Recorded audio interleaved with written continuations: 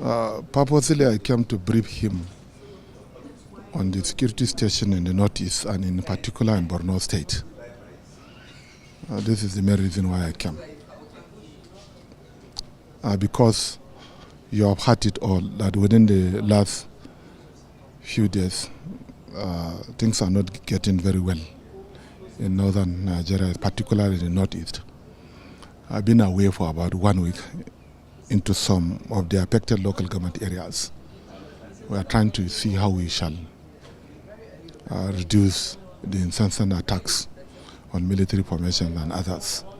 So I came and I briefed Mr. President on how possibly best we can, the state and the federal will work together in order to reduce such problems that we are facing. Yes. Okay.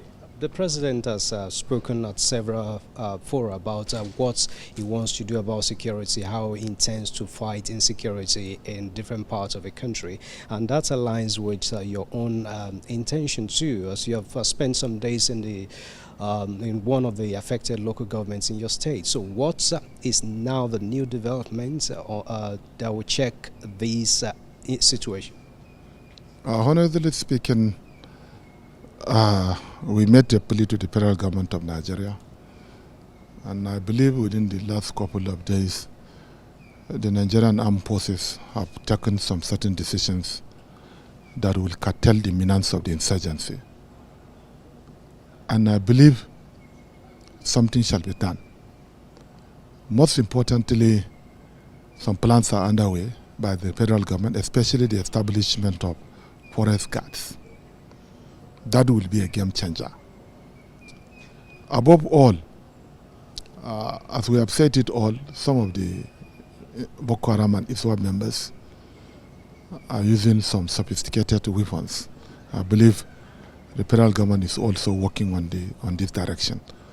But by and large, the president has given me assurance that they will do everything possible to control the situation, and I believe the federal government will do something. On my own part, as the governor of Borno State, I will not relent in my effort in strengthening the resilience of our community, in getting our volunteers, so that the efforts of the Nigerian armed forces shall be complemented. So far, so good. This is what is happening. And a few days ago, I made a call that no local government shall be allowed to be taken over by Boko Haram or ISWAP members. It will never happen now. So I'm calling upon the Nigerian armed forces, the civilian authorities, and all those that are concerned to rise up to the matter and defend our local government areas.